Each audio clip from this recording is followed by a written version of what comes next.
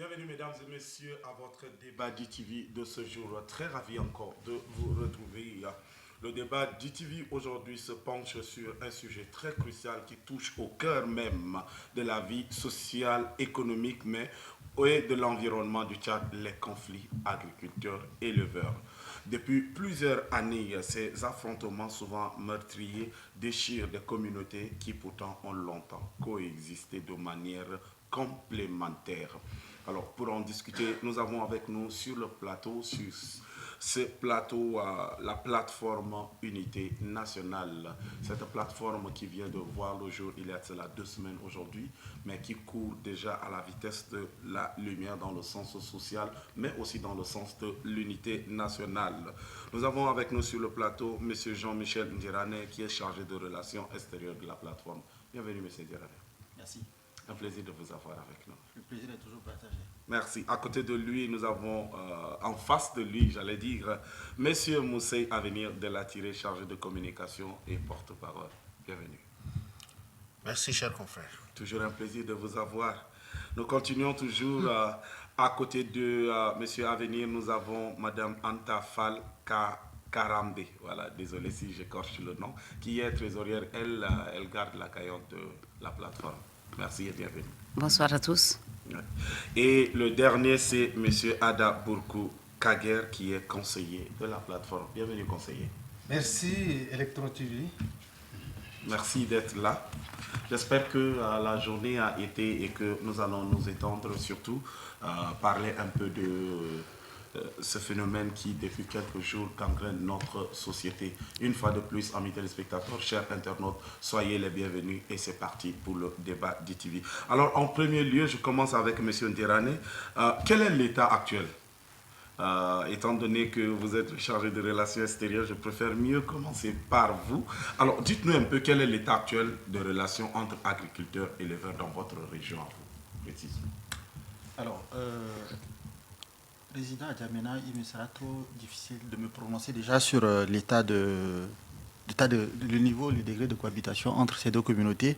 Mais si nous nous fions aux informations que nous recevons, nous allons dire que jusqu'à preuve de contraire, jusqu'à ce que les nouvelles nous parviennent, moi je pense qu'il n'y a pas encore de problème signalé.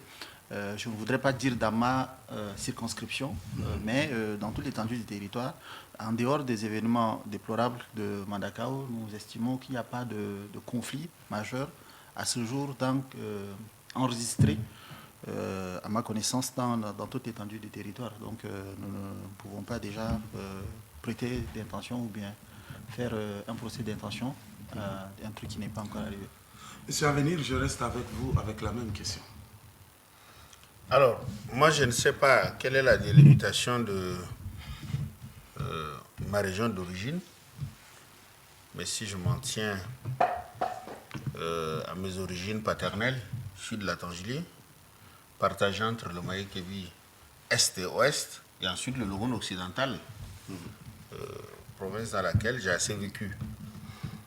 Je pense naturellement que les conflits entre agriculteurs et éleveurs, en l'état actuel, sont beaucoup plus une machination qu'une réalité ou bien un vécu du quotidien. Parce que, avant de dire qu'il y a conflit entre agriculteurs et éleveurs, il faut définir les deux camps. Nous savons qu'il y a des agriculteurs, mais les éleveurs qui sont là, aujourd'hui dans nos provinces, est-ce qu'il y a réellement des éleveurs? Les éleveurs que j'ai connus, moi, durant mon enfance, donc la fin des années 70 et 80 et le début des années 80, c'était des Mbororo, donc les Peuls, qui avaient proprement leur richesse et qui étaient installés là. Il y a quelques rares Arabes qui venaient et qui passaient, qui faisaient la transhumance et qui repartaient. Et tous ces gens étaient en parfaite harmonie avec les communautés locales, parce que je me souviens, quand je venais passer mes vacances, que ce soit à Gounougaya, que ce soit à Tapol, dans la Dodje, parce que je venais dans le verger d'un tonton, Mbaïdoum, qui n'est plus de ce monde, et un peu dans le groupe Osso, chez Gérard Julien, qui était aussi un tonton à moi, on rencontrait tout ce monde-là. Et principalement dans le département de la Dodje, de la province, enfin, ce département dans lequel se trouve le village Mankaou, tout le monde parle le Peul. Tout le monde. Il était difficile même de distinguer un Ngambay, parce que là-bas on les appelle les Ngambay Dogo, un peu des Kilang. Il était difficile de distinguer ces gens avec le Peul. Pour vous dire qu'après ce conflit, on se rend compte que le nom Mankaou, c'est même un Peul. Donc il y a une cohabitation qui existe et jusqu'aujourd'hui. Maintenant, quelle est cette race d'éleveurs qui est là et qui est fatalement armée? Ça, je n'appelle pas ça des éleveurs. C'est pour ça que je préfère qu'on redéfinisse le terme éleveur en ce moment. Les agriculteurs, ils sont là, mais les éleveurs, est-ce qu'ils sont réellement des éleveurs? Et comme on n'a pas affaire réellement aux éleveurs, il me paraît difficile de vous dire quel est l'état de cohabitation entre les deux communautés, simplement. D'accord. Alors, je reviens à vous, monsieur le conseiller. Avez-vous déjà été personnellement témoin ou victime d'un conflit agriculteur-éleveur? Merci. Pour emboîter le pas de mes deux prédécesseurs, il faut d'abord situer cette histoire d'agriculteur-éleveur. Moi, je viens du centre. Alors, vous savez que le centre, que ce soit le Guéra ou le Chari Bagrimi, c'est là où se retrouvent les éleveurs. Et pendant la montée et pendant la descente. C'est là où on parle de transhumance. Moi, je suis allé dans le Nord Bata. Et j'ai vu ce qui s'est passé entre les éleveurs eux-mêmes.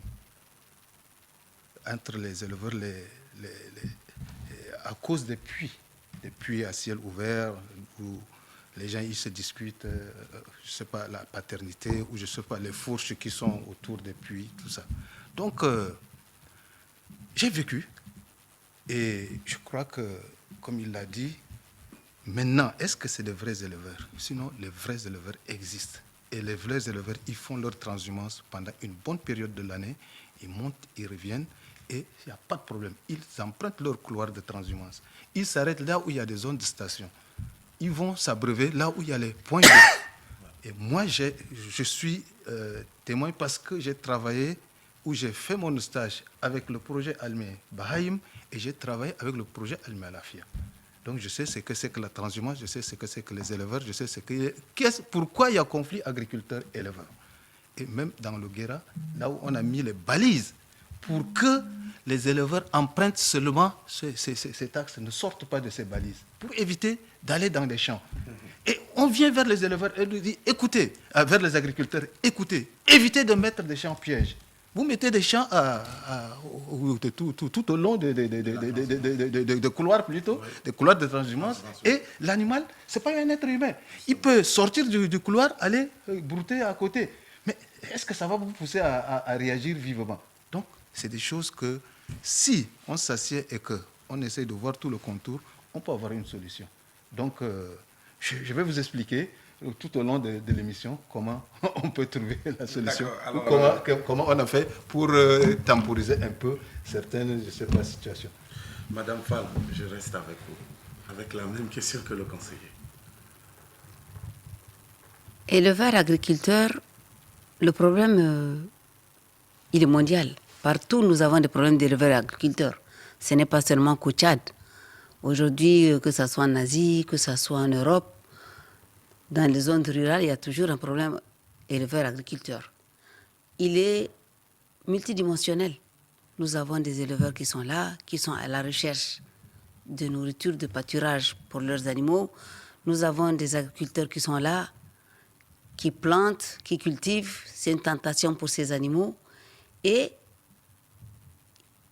ce que nous pouvons seulement faire dans ce schéma-là, c'est mettre en place un dialogue intercommunautaire. Ce dialogue intercommunautaire doit, en principe, impliquer déjà les locaux, entre eux, les gouvernants, et même ceux qui sont de passage. On n'a pas besoin d'être de la région pour pouvoir défendre un agriculteur ou un éleveur. On a besoin seulement de comprendre la situation de ces gens-là. Aujourd'hui, qu'est-ce qui se passe avec la situation actuelle au Tchad? Nous avons un problème climatique. Avec ce problème climatique, le changement climatique est néfaste pour tout ce qui est éleveur et agriculteur. Ils cherchent des pâturages. Et c'est une population qui est habituée à se déplacer et à chercher là où il y a de l'herbe pour leurs animaux. L'agriculteur, il est là. Il défend son pain. Lui aussi, il doit nourrir sa famille, il doit faire ses récoltes et tout. Et le conflit s'installe, et ça c'est automatique, partout c'est la même chose. La seule chose à faire, c'est d'essayer de canaliser tout ce beau monde-là avec, avec des chemins, avec de la compréhension, de l'acceptation de l'autre. Et puis je pense que nous pouvons nous en sortir dans ce genre de conflit-là. D'accord. Alors, M. Ndjerane, Madame a parlé du changement climatique et ça m'a conduit à ma question suivante. Est-ce que le changement climatique, mais surtout la pression sur les ressources aujourd'hui, peuvent occasionner ces conflits-là qui sont répétitifs et qui vont grandissant aujourd'hui dans notre société? Alors, moi je pense qu'au-delà des facteurs climatiques dont Madame a évoqué tout à l'heure, je pense que M. Avenir a dit un truc d'assez corsé tout à l'heure. C'est-à-dire, le problème, c'est que, est-ce que vous ne vous posez pas la question de savoir, les agriculteurs et les éleveurs ont toujours cohabité dans ce pays depuis belle lurette. Ah ok. Les agriculteurs et les éleveurs ont toujours cohabité dans ce pays depuis belle lurette. Pourquoi il n'y a que ces 10 dernières années ou bien ces 20 dernières années que le conflit agriculteur et éleveur est récurrent? Moi je pense que le problème c'est que ça fait appel à la nouvelle race d'éleveurs en fait. C'est que nous avons une catégorie d'éleveurs qui sévissent notamment dans une partie méridionale. Le Tchadien, il peut se retrouver partout chez lui et tout, mais qui ont ce comportement belliqueux qui pousse à ce que le conflit s'installe en fait. Il y a que, il vous souviendra, je pense qu'il y a des accords qui ont été signés. Moi, je veux parler ici de l'accord, la convention de Laokassi du 16 mai, par exemple, 2010, d'accord, qui prévoyait des comités de gestion de conflits dans des départements qui permettaient à ce que, et les gens sont allés jusqu'à dire, au-delà des administrateurs qui étaient dans les circonscriptions, qui permettaient à ce que les gens puissent résoudre entre eux des conflits de ce genre. Maintenant, pourquoi ces conflits dans ces localités sont récurrents en fait? Parce qu'il faudrait que les gens se posent des questions. Donc, moi j'estime qu'il y a un autre facteur qui fait à ce que ce conflit soit récurrent. Maintenant, au-delà de ces facteurs climatiques et ces facteurs intrinsèques humains, c'est que qu'est-ce qui a muté? Qu'est-ce qui a fait que les gens, les agriculteurs, les éleveurs d'entre-temps avaient cette facilité de cohabiter avec les autochtones et que maintenant, ces gens n'arrivaient pas à faire? Donc, moi, je pense qu'il y a une autre question qu'il faudrait qu'on essaie de décortiquer sur ce plateau aujourd'hui pour amener les gens à comprendre ce qui sévit réellement comme problème entre la nouvelle race d'agriculteurs et la nouvelle race des éleveurs. Monsieur Avenir, ce n'est pas forcément question de changement climatique ni de la pression. Ce n'est pas le problème d'agriculteurs-éleveurs comme on le savait dans le temps. Il y a quelque chose qui a muté selon M. Guérin. C'est quoi cette chose-là exactement? Alors, je voudrais être un peu plus scientifique. Vous savez, on a eu par le passé ce qu'on appelle les couloirs de transhumance qui ont été tracés. Ça date des années 60. Avant même. Bon. Bref, le Tchad a commencé à être république pendant les années 60. De toutes les façons, il y a les couloirs de transhumance. On a tracé ces couloirs de transhumance sans penser au renouvellement, sans prendre en compte les mutations, notamment l'évolution de la démographie. Et vous avez, si vous prenez la démographie au niveau national, il y a une, comment on appelle, une augmentation vertigineuse de la population dans les zones méridionales, où le peuplement ne se fait pas seulement au niveau local, mais il y a eu tellement de migration, et même des populations de la zone septentrionale qui n'ont pas résisté à l'hostilité n'est-ce pas, du changement climatique, comme on le dit. Tout ce désert s'est vidé et vous allez trouver toutes ces populations de l'autre côté. Ça fait que tout le monde a reculé. Le milieu rural a été intensement occupé au point où les gens, pour avoir d'espace, sont venus même occuper les couloirs de transhumance. Ça, c'est un problème scientifique qui existe.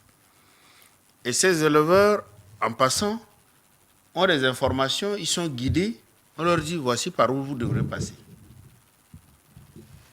Fort malheureusement, Jean-Michel s'est posé la question de savoir, parce que nous sommes une plateforme pour l'unité. Il faut qu'on dise la vérité, parce que nous sommes là, ce n'est pas seulement pour sensibiliser la population, mais pour sensibiliser également les gouvernants. L'élevage a connu de mutations profondes au Tchad. Aujourd'hui, ce sont ceux qui gouvernent, ceux qui sont censés administrer nos territoires. Ce sont des chefs militaires qui, par l'effet de la razzia, se sont constitués de troupeaux. Ils ont même pillé, parce qu'aujourd'hui, les Mbororo qu'on connaissait et qui avaient réellement le bétail n'ont pratiquement rien du tout. Ils sont devenus des agriculteurs. Il y a même qui sont devenus des mendiants. Si. Et qui aujourd'hui, parce que moi, dans ma province, il y a des cantons où ce sont des peuples, ils n'ont plus rien. Tout ça a été arraché. C'est la razzia.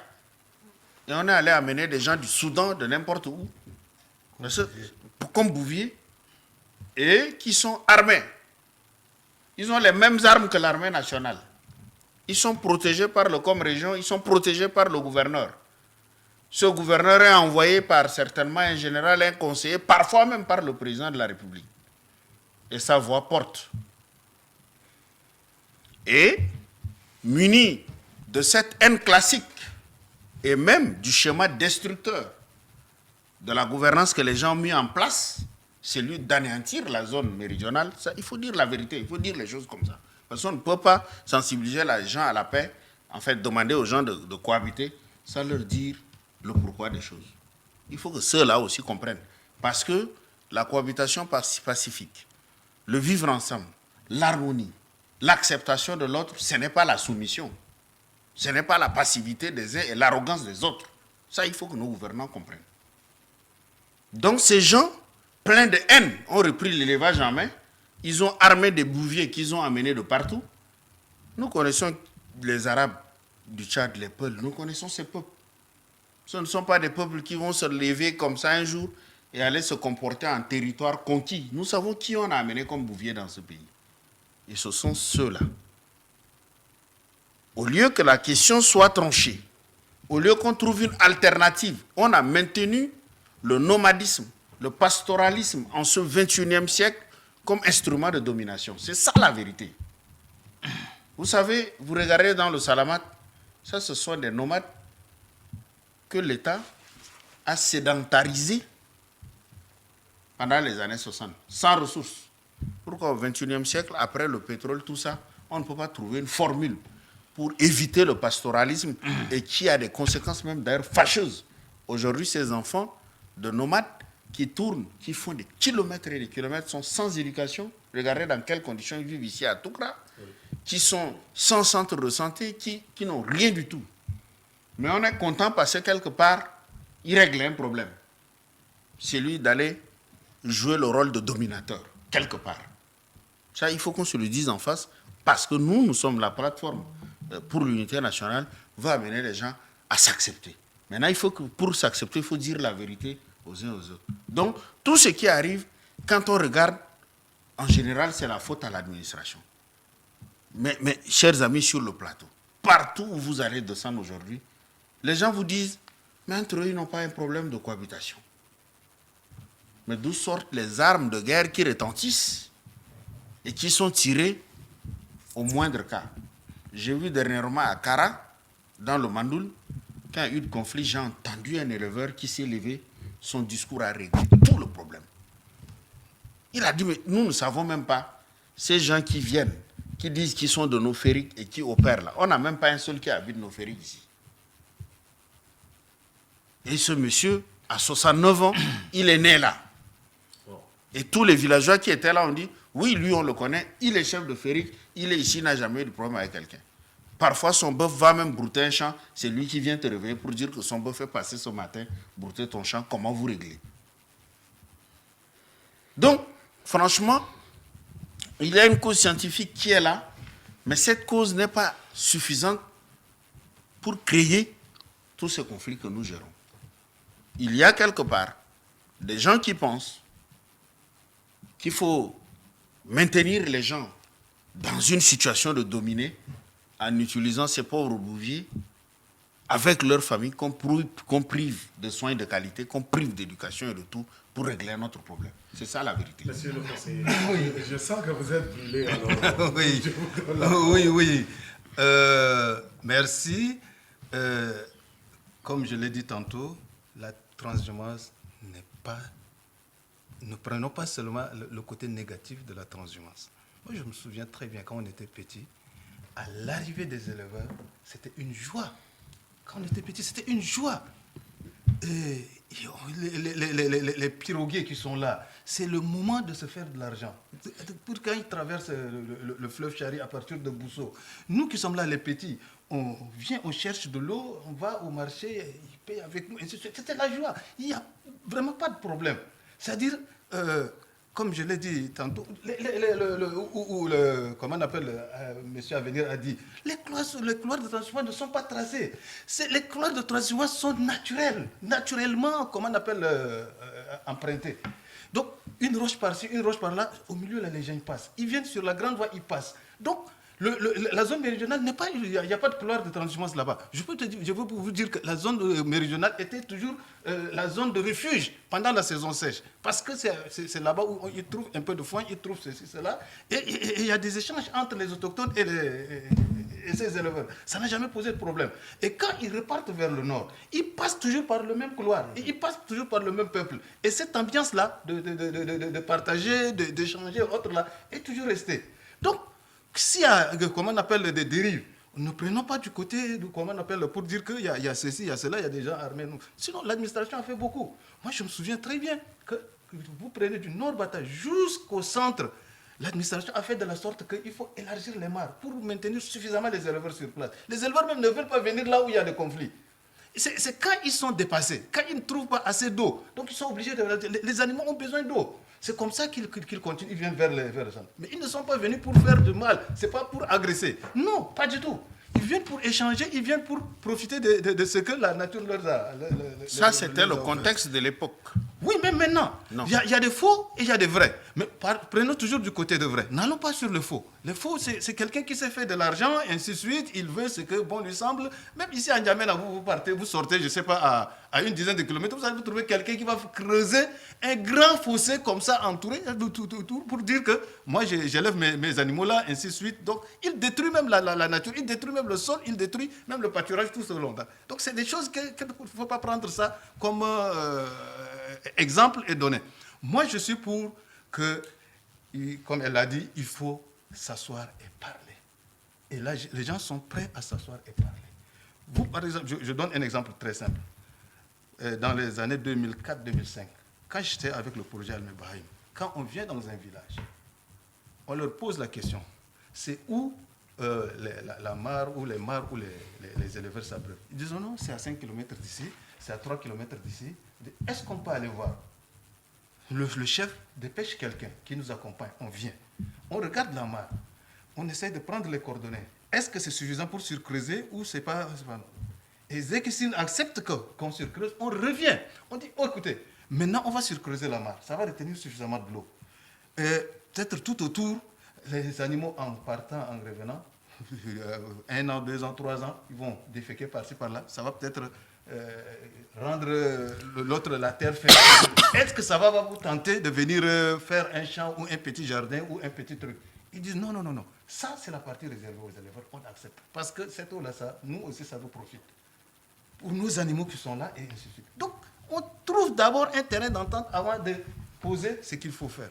Donc, c'est pas que, comme je l'ai dit, les éleveurs sont violents ou les agriculteurs sont violents, mais c'est la communication, le manque de communication. Si on communique bien, si on échange bien, si on informe les gens, le fait de faire ceci, ça va amener à faire cela. Ça va vous aider, hein, vous aussi, ainsi de suite. Donc, si ensemble, comme nous sommes là, de cette plateforme, ça nous permet, nous, maintenant, de nous connaître. Avant, on ne se connaissait pas. Donc, Maintenant, en échangeant, ainsi de suite, on connaît qui est qui. Donc, on s'accepte entre nous. Il faudrait qu'on essaye de mettre les gens face à face. Vous trouvez, je donne un autre exemple. Allez-y dans le lac. Le lac, là, c'est les éleveurs et les pêcheurs. Il y a des conflits entre les éleveurs et les pêcheurs. Là. Vous savez, ce n'est plus conflit agriculteur-éleveur parce que le pêcheur, il veut mettre son filet là. L'autre, l'éleveur, il voit là où il y a l'herbe, lui aussi, c'est beau le vent là. Et ça crée des problèmes. Pourquoi? Mais ils arrivent à s'entendre, ils vont dire que non, si ici vous venez, nous on va aller planter, comment on appelle, mettre nos pièges là, un peu plus loin là-bas, un peu en profondeur, pour que là où les animaux ne viennent pas. Et ils trouvent les terrains d'entente, c'est parce qu'ils se sont assis autour d'une table et ils ont trouvé comment on appelle, la solution à leurs problèmes. Pourquoi on ne peut pas le faire pour les autres? D'accord. Monsieur Ndjerane, je reviens à vous. Permettez que D'accord. la maman parle parce que, en tant que mère, c'est la première personne à parler du dialogue et de la communication. Quelle est la forme de la communication qui peut marcher, étant donné que les tissus sont affectés, comme l'a dit M. Avenir, par l'instrumentalisation, déjà par des douleurs, par des blessures, tout ça. Quelle est la meilleure façon de communiquer pour faire asseoir ces communautés? Il faut d'abord impliquer les chefs locaux. Il y a des chefs, dans chaque communauté, il y a des chefs qui sont là. Si ces chefs ne se parlent pas, la population ne se parlera pas non plus. Et il faut aussi impliquer nos gouvernants. Nos gouvernants, leur rôle, c'est quoi? Quand on est gouverneur, on est préfet, on est sous-préfet, on devrait être impartial dans tout ce qui se passe. On n'a pas à prendre parti dans ce que fait X ou Y. On doit faire un jugement clair, net et accepté par tous. Aujourd'hui, le conflit agriculteur-éleveur.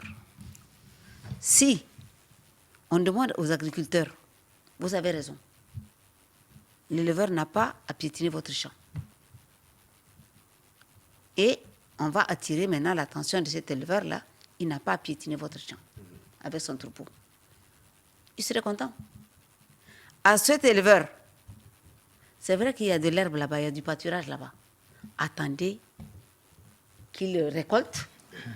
Après la récolte, vous pouvez utiliser cette partie. Parce que qu'est-ce qui se passe? Aujourd'hui, l'éleveur là, l'agriculteur plutôt, il a besoin de cet éleveur là parce qu'il a besoin de fumier. Les animaux, ils ont du fumier quand même. Ça enrichit son sol.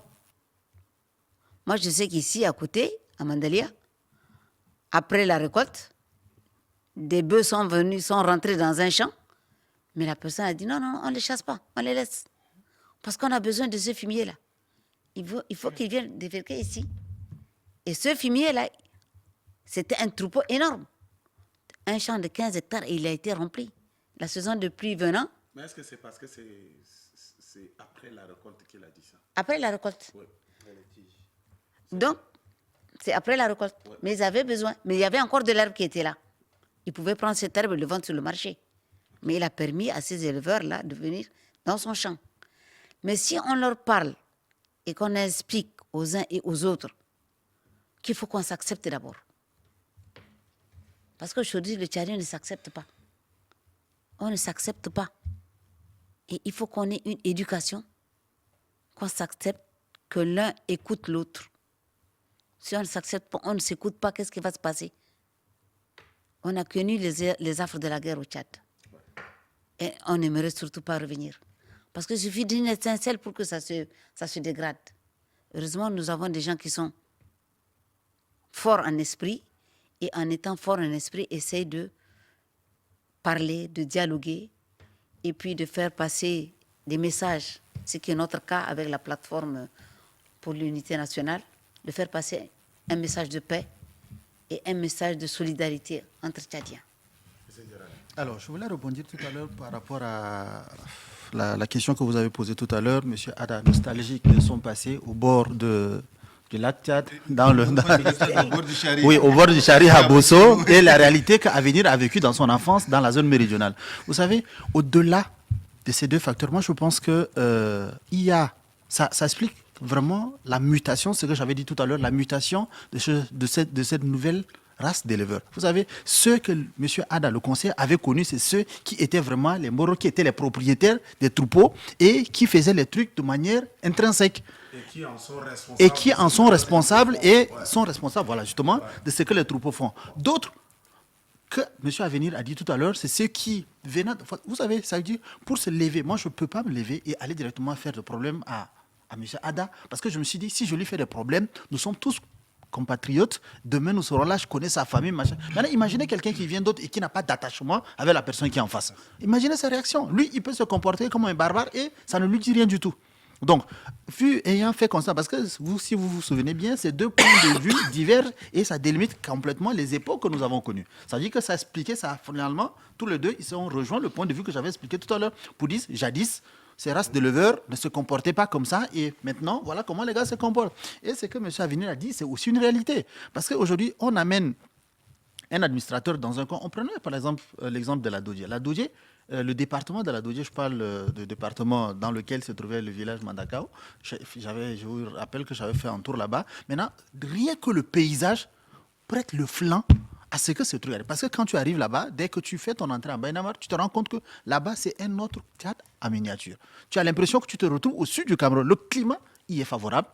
D'accord? La verdure et tout, le pâturage et tout, ça te prête, ça fait bon vivre.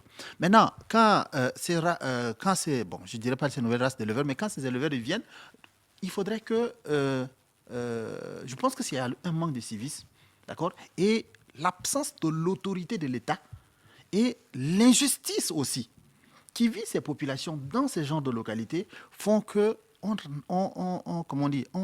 on prépare. J'avais dit tout à l'heure, j'avais dit lors d'une émission précédente, si les autorités administratives, ou bien si nos gouvernants ne prennent pas à bras le corps ce problème, si on ne le traite pas de fond en comble, c'est que nous sommes en train de préparer le lit d'une guerre civile sûre et certaine. Parce que d'un côté, les gens qui se sentent lésés n'arrivent pas à avoir justice. D'accord? Quand ils se lèvent, ils vont chez les administrés, ils vont chez les préfets, chez les sous-préfets, ils vont chez le gouverneur, chez le commandant de brigade. Ça veut dire que ton champ s'est fait dévaster, tu te plains et c'est toi qu'on condamne en fait.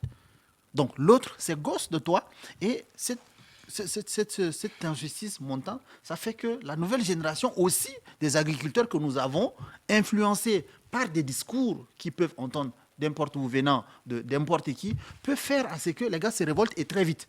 Et ils ont la colère, mais très très facile et très vite. Donc, ayant fait ce constat, nous, plateforme pour l'unité nationale, nous disons qu'il faudrait tirer la sonnette d'alarme. Nous avons rencontré des autorités à différents niveaux, le président de l'Assemblée, le Premier ministre, que le médiateur, nous les avons dit, attention, vous êtes peut-être dans vos bureaux feutrés ici, les rapports que les gens vous amènent, faites attention parce que quelquefois, on vous falsifie la vérité. Donc, nous avons des membres de notre équipe qui sont allés sur le terrain, qui ont fait le constat, qui sont directement allés parler aux concernés et qui ont ramené des informations très fraîches que nous mettons à disposition. Et patriotisme faisant, vous avez vu tout à l'heure que nous avons dit que notre groupe a été constitué de manière spontanée. La preuve, c'est que M. Ada et M. Avenir ont des points divergents par rapport à la même question.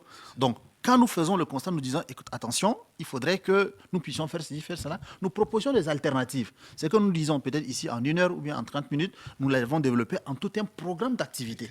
D'accord? Tout un projet. Donc, nous voulions bien aller sur le terrain, faire ce travail ou bien prêter du flanc, quelquefois même, pour que les gens s'associent à nous pour faire ce travail. Donc, le travail est immense. Patriotisme, inconscience, incivisme, l'absence de l'autorité d'État, le rôle de nos gouvernements. C'est pourquoi j'ai rappelé tout à l'heure l'accord, parce que ce problème a déjà sévi et les gens se sont rencontrés à Laokassi pour établir une convention du 16 mai 2010, je crois, qui n'est pas appliquée jusqu'à là. Pourquoi les gens ne l'appliquent pas? Donc, il faudrait que nous-mêmes nous repartions dans nos textes et pour voir ce que nous pourrons faire. Et je pense qu'on va solutionner le problème.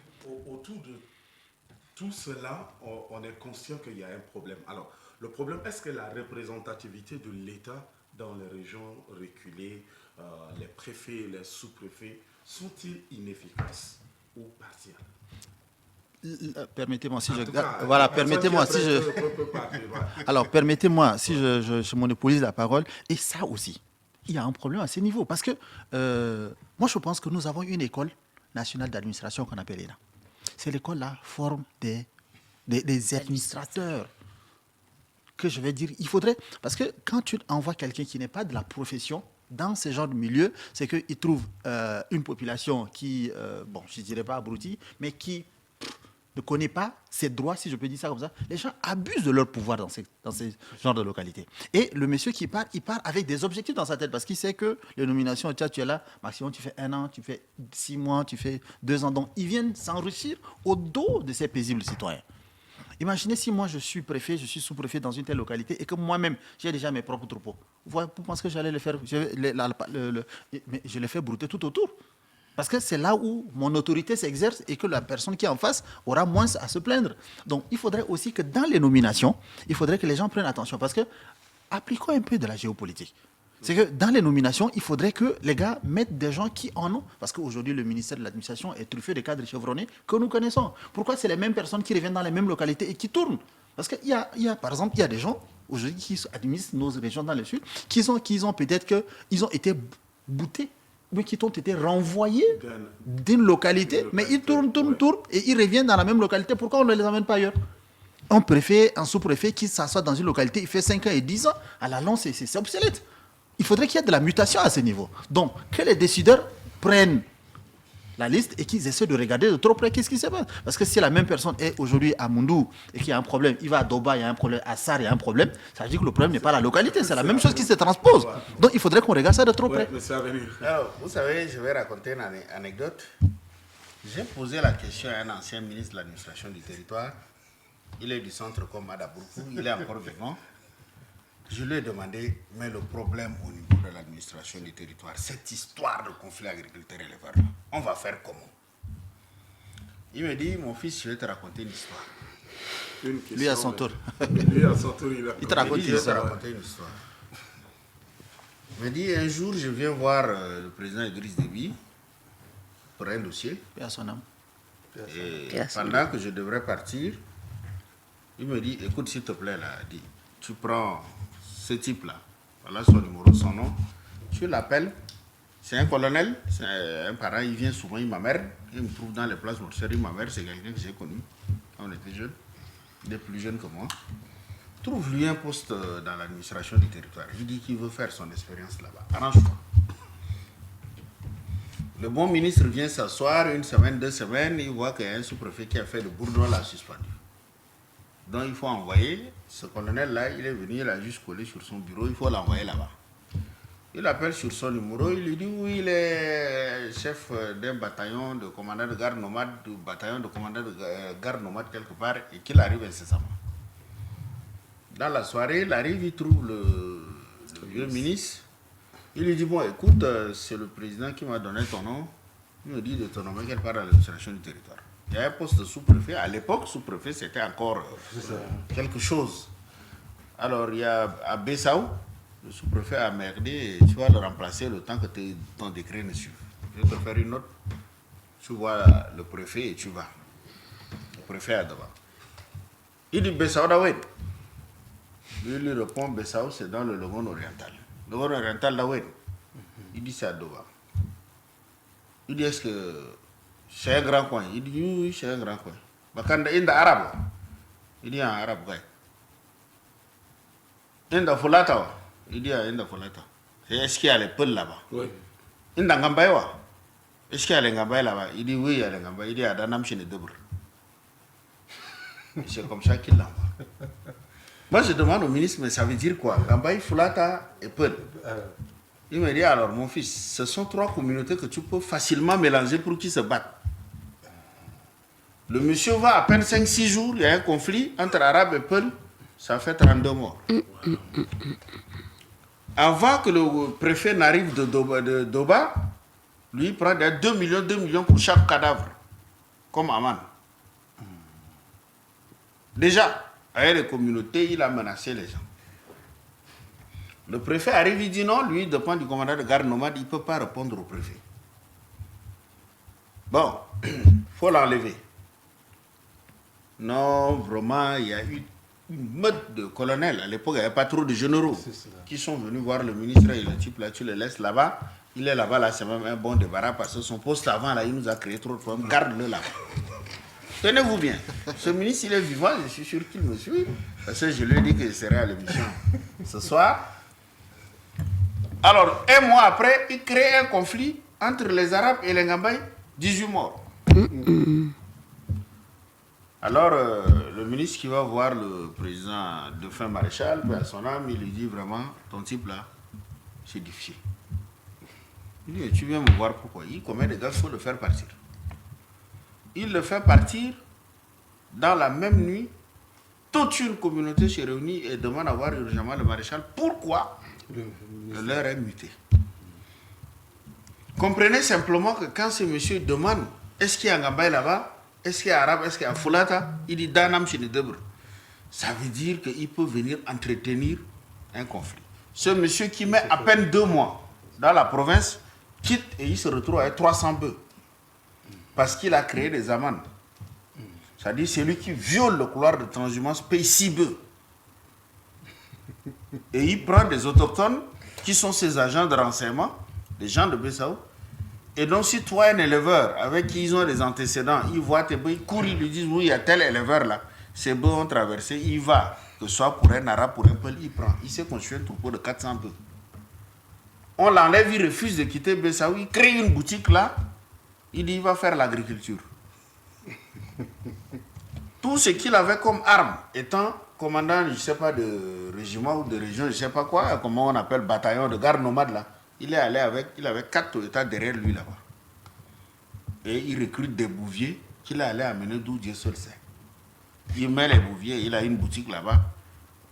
On dit qu'il est déserteur, il dit non, il n'est pas déserteur, il est là en train d'assurer la sécurité de ses bœufs et qu'il est là. Voilà l'état De notre administration. de notre administration. Ça, c'est à qui la responsabilité? Tout à l'heure, beaucoup a dit que l'État fait trop.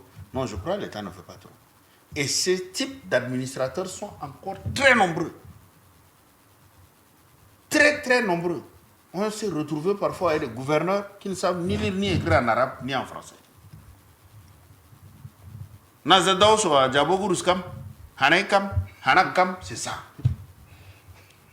Ça, c'est une situation très, très, très, très grave. Platon disait il faut que les philosophes deviennent des gouvernants et que les gouvernants deviennent des philosophes. Mais quand quelqu'un qui n'est pas fait pour gouverner gouverne, parce que derrière lui, il y a des gens prêts à le soutenir, c'est grave. C'est ça la situation que nous vivons. Allez dans le Sila, revenez dans le Guéra, allez dans le Salamat, toute la zone d'Araz-Mangé, parce qu'au sud, les gens ont la culture de la contestation et de la dénonciation. C'est pour ça qu'on entend parler. Il y a des conflits, on n'en parle jamais. Mais simplement parce qu'il y a une nouvelle race d'éleveurs armés et arrogants qui pensent qu'il faut venir dominer une partie, les autres. D'accord, l'histoire racontée par Avenir, vraiment ça fend le cœur et si nous en avons beaucoup, le Tchad est vraiment à repenser, mais à travailler durement pour redresser son administration. Amis téléspectateurs, si vous venez de nous prendre en marche, nous sommes dans notre émission Le Débat d'ITV. Nous échangeons avec la plateforme L'Unité Nationale. Pour l'Unité Nationale. Pour l'Unité Nationale, désolé, sur le conflit agriculteur-éleveur, les causes, les conséquences et surtout les solutions. Alors, avant de revenir sur les conséquences, je vous invite à suivre un élément du journal. Nous en avons fait plusieurs fois référence, l'histoire de Mankao. Nous allons suivre un élément journal et nous allons y revenir. Les Félix et certains villages ne sont plus que des cendres. Plusieurs ont été entièrement brûlés, consumés par les flammes. D'un autre côté, des maisons incendiées, des murs noircis, et la fumée s'échappant encore des décombres témoigne de la violence de l'assaut. Des sacs d'arachides déchirés, autrefois soigneusement rangés, sont aujourd'hui éparpillés dans la poussière, mélangés à des ustensiles calcinés, des objets de la vie quotidienne devenus méconnaissables. Les milles, sources de nourriture, ont été réduits en cendres, privant les survivants de leurs moyens de subsistance. La plupart des habitations sont désertes. Le silence règne là où résonnaient entre-temps les voix des villageois, les cris des enfants, les chants des femmes et les sabots des troupeaux. Il ne reste que des chèvres errantes, des moutons solitaires sur cette terre vidée de ses âmes. Les autochtones, ou du moins des hommes, craignant pour leur vie, se sont retranchés en brousse, abandonnant femmes, enfants qui ont trouvé refuge chez le chef du canton. Celui-ci tente de leur offrir un semblant de sécurité. Ils sont environ 500, entassés sans nourriture suffisante, dans des conditions précaires. L'inquiétude se lit dans leur regard. L'espoir, lui, semble complètement suspendu. Du côté des halogènes, la situation n'est guère meilleure. La majorité des femmes et enfants ont trouvé refuge dans un autre ferry, pour l'heure loin des hostilités. Ces familles vivent dans l'attente, coupées de leurs moyens de subsistance, plongées dans une incertitude douloureuse. Colère, peur et tristesse marquent les visages des survivants. Chacun redoute de revivre l'horreur. Si les blessures physiques peuvent se soigner, les blessures morales et communautaires restent béantes. Les habitants des villages voisins fuient encore les lieux, créant une résurgence de la violence ou l'absence de protection. Sur place, des forces de sécurité ont été déployées, mais leur présence reste symbolique face à l'ampleur du traumatisme. Voilà un peu l'équipe d'Electron Télévision qui est descendue sur le lieu, qui nous fait un peu l'état de lieu pendant que nous parlons des conflits agriculteurs-éleveurs, des causes, des conséquences. Alors, face à de telles barbaries, face à de telles situations, comment faire pour cicatriser les blessures? Merci, c'est vraiment alarmant. Et là où je vois, est-ce que c'est un conflit agriculteur-éleveur? Ce n'est pas des agriculteurs agriculteurs. Parce que quand tu vois des maisons construites en briques, aucun éleveur ne construit en briques. C'est ceux qui étaient venus, la population les avait acceptés, ils se sont installés. Ils ont fait carrément une famille. Et je me souviens très bien, quand on a rencontré le PM, il nous a dit, Mandakao, c'est même en pôle. C'est en pôle. Donc, c'est des gens qui sont installés sur place, mais comme c'est arrivé, nous, en tant que croyants, on dit Iblis. Sinon, ça devrait finir entre les deux personnes. Si c'est une histoire de terre agricole où on va essayer de se battre, mais quand c'est allé jusqu'à vouloir exterminer toute une communauté, c'est vraiment, il n'y a pas de qualificatif pour ces tels actes. Mais, comme c'est arrivé, il faut gérer. Ouais. Il faut gérer avec tact, comme mes amis ont dit. Il faut gérer avec tact. Il faudrait qu'il y ait une sensibilisation. Il faudrait que les différentes, je ne sais pas, communautés, les personnes ressources, les religieux, les administrateurs, bien qu'il y a des cas, comme l'a bien souligné Abdi, il y a des administrateurs qui connaissent le travail, qui savent parler à quelqu'un et la personne les comprenne. Qui savent faire la justice ou analyser une situation. Et que on comprend cette situation et la personne accepte. Donc, moi, je pense qu'il y a toujours une solution, quelle que soit la gravité de la chose, du problème. Mais quand les gens s'assiedent, ils vont trouver la solution. Il faut accepter que c'est arrivé, on fait pas table rase, mais on supporte et on va de l'avant.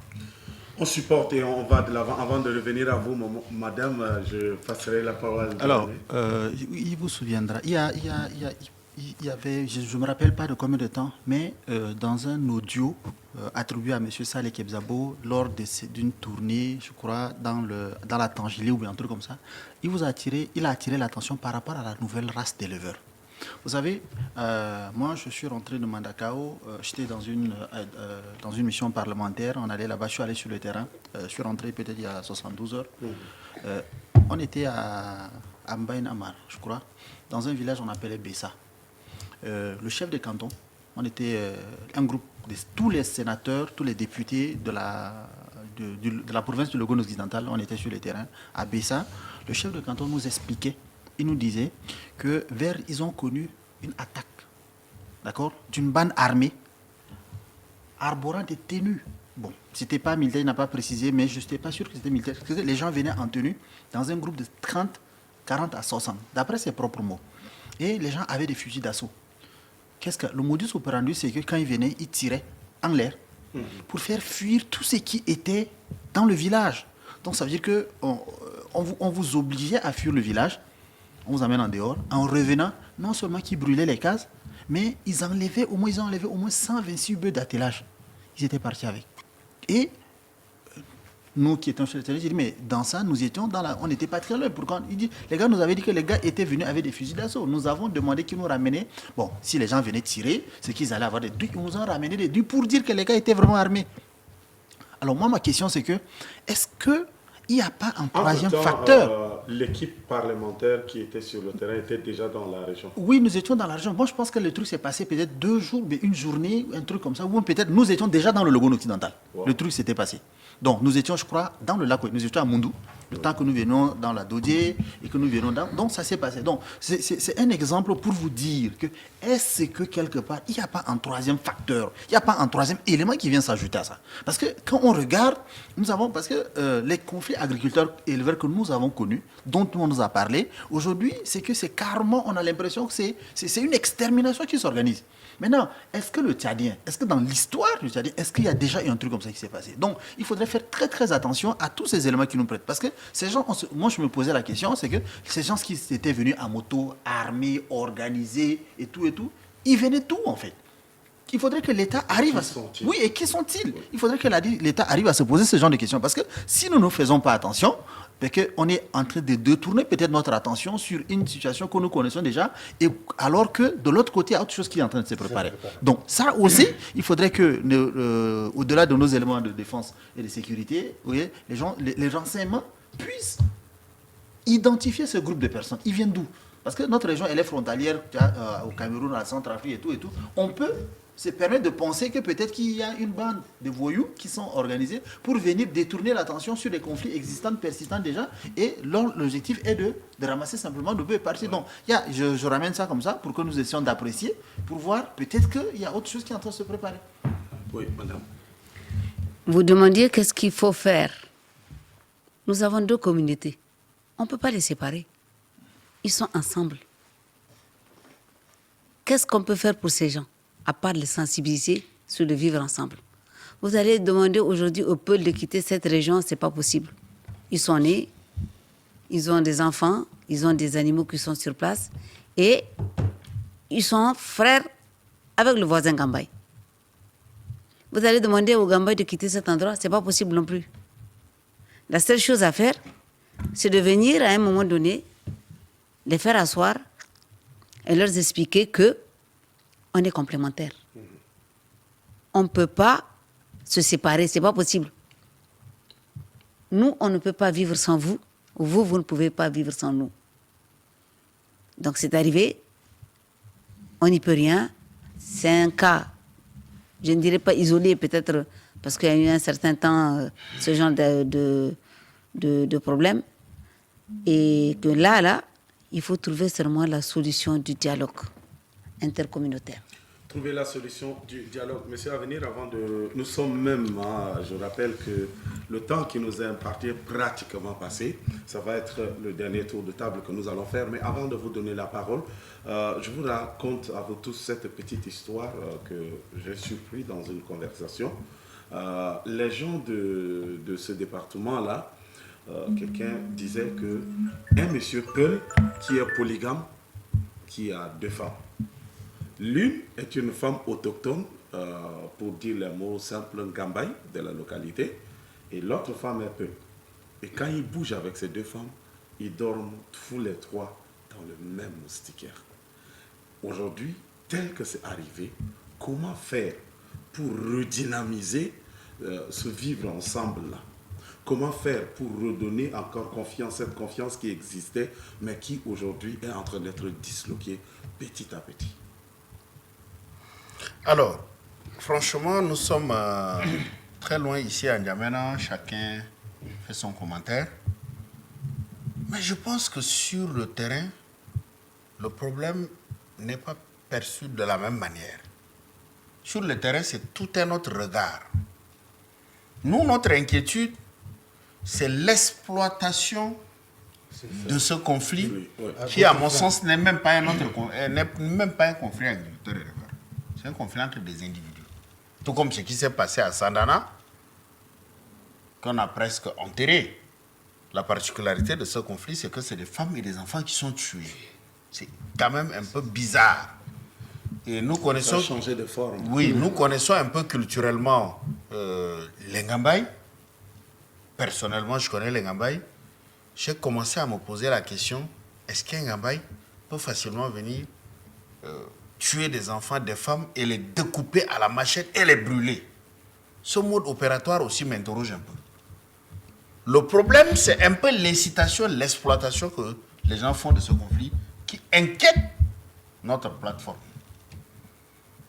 Mais sur le terrain, ce que j'entends des uns et des autres, j'appelle des amis Ngambay, que ce soit les cousins Peul, que j'appelle, que j'entends parler, franchement, parfois ça m'étonne. Je n'ai pas envie d'étaler ça ici. Mais l'exploitation, c'est l'exploitation de cette affaire qui inquiète. Ce couple, je suis convaincu qu'il continuera, enfin je n'appelle pas ça couple, maintenant ce trio, je suis convaincu qu'il continuera à vivre. Tout à l'heure sur les images que nous avons vues, si vous avez prêté attention, dans la communauté Peul, il y a une femme Ngambay qui est clairement assise là-dedans. Ouais. Oui. Et si vous prenez certains même, très hauts cadres, qui sont là aujourd'hui et qui sont de ce département de la Dodgé, où est-ce que vous allez les mettre sur le plan communautaire? Que le grand frère m'excuse, mais je voudrais nommer ici M. Salibou Garba. Quand vous l'amenez dans le Dodgé, vous le mettez dans la Dodgé, vous le mettez dans la communauté Peul Ngambay. Voilà quelqu'un qui s'identifie aux deux communautés. Et tous ces gens vivent comme ça. C'est l'exploitation que les gens font de ce conflit qui nous inquiète en ce moment. D'accord. Alors, pendant que vous avez la parole, comme je l'ai annoncé, nous sommes arrivés à la fin. Alors, pendant que vous avez la parole, votre mot de fin. Mon mot de fin, c'est que il faut que les gens enterrent l'âge de guerre. Le vieux démon de la division, là, il faut qu'on les mette quelque part. Et ça, j'interpelle directement les gouvernements. Il y a trop de frustration. Il y a trop si vous voulez, de discrimination. Ça commence par les actes de l'exécutif. Quand vous prenez aujourd'hui les décrets, quand vous prenez des arrêtés, quand vous prenez telle ou telle chose, comment les gens se choisissent pour travailler, les discriminations frustrent. Et les esprits malsains, et surtout venus du milieu politique, qui veulent exploiter les conflits, prennent ça, y mettent. Regardez comment ça se passe là-bas, dans ces décrets-là, vous êtes combien?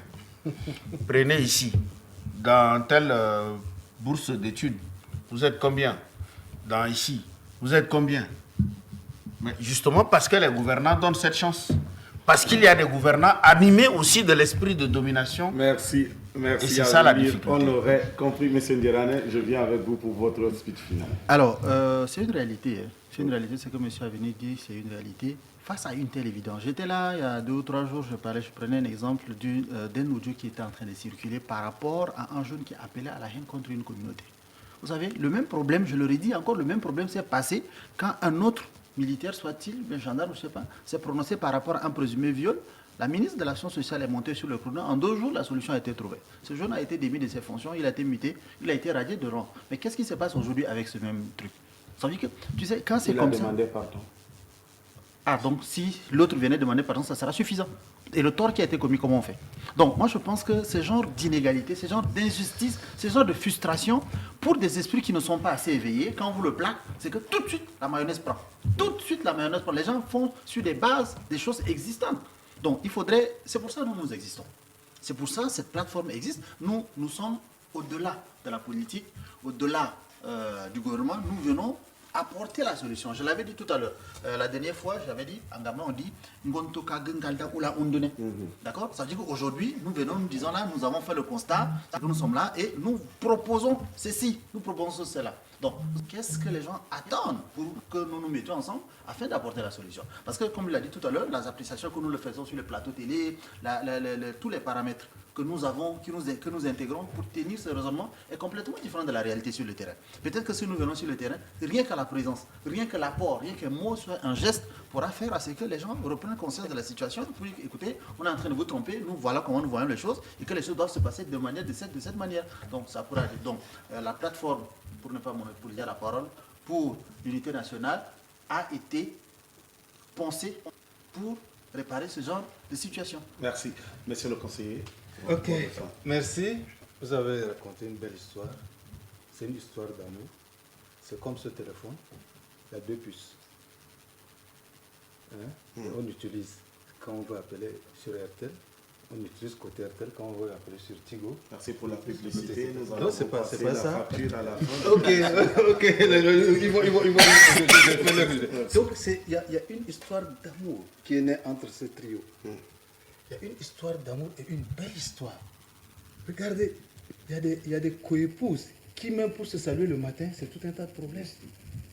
Et quand les 3 dorment dans une seule moustiquaire, l'homme, il se tourne vers celle-là, il se tourne vers l'autre, et ça ne pose pas de problème. Ça veut dire que cet amour qu'ils ont entre eux va transcender. Et c'est des gens qu'il faut les prendre comme exemple, les mettre au devant pour passer le message.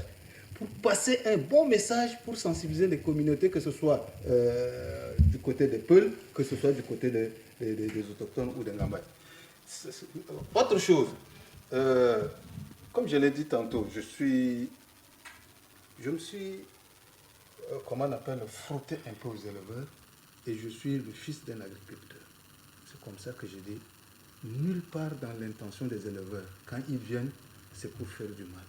Nulle part dans l'intention de l'agriculteur, quand les éleveurs passent, il faut leur faire du mal. Non, jamais du tout. Quand on pose la question aux éleveurs, qu'est-ce qui vous pousse à aller? Ils ont dit, si on nous crée des conditions nécessaires ici, nous, on n'a même pas besoin d'aller le plus loin. L'agriculteur aussi, il est là. Comme on a dit tantôt, il protège son récolte, comment on appelle, Son champ. Son champ. Il n'a pas besoin que quelqu'un vienne lui détruire ça. Mais comme je l'ai dit, l'animal, il y a aussi comment on appelle, la présence des enfants. Il y a des moments où le type, il est fatigué. Vous marchez, vous êtes fatigué, vous arrivez à un endroit. Vous laissez les animaux comme ça. Et si c'est les enfants, ils sont aussi perdus. L'animal peut sortir du couloir ou sortir de l'extérieur, aller là-bas. Mais il faudrait dire à l'agriculteur, le fait qu'un ou 2 animaux vont là-bas, ça ne vous empêchera pas de récolter votre, comment on appelle, culture comme il le faut. Et donc il y a des choses qui sont, comme je continue par le répéter, que si chacun de nous dit que non, c'est fait de manière involontaire, et je prends ce côté positif de ce qui est fait, et j'appelle l'autre pour lui montrer. Regarde, tu as laissé les enfants pour dire que ce soit toi. Ou l'autre aussi va dire, non, mais écoute, au lieu de les chasser simplement, ils ont pris un côté déjà pour jeter les animaux. C'est ça qui nous a poussé à réagir. Il faudrait qu'on oublie ça, qu'on sensibilise nous aussi, et la base, nos enfants, tous ceux qui sont avec nous, pour dire que ça devrait être ici, ça devrait être cela. D'accord. Alors, madame, très rapidement, en quelques secondes, votre mot de fin, parce que nous avons dépassé le temps qui nous est imparti. Le Tchad, il est un et indivisible. Que chacun en prenne conscience. Nous ne pouvons pas nous séparer. Donc, faisons en sorte de nous accepter mutuellement, de nous comprendre. Et être imbu de sa personne n'est pas une solution. Nous sommes tous égaux sur ce territoire. Et en étant tous égaux, nous sommes appelés à vivre ensemble. Et en vivant ensemble, nous ne pouvons être que complémentaires.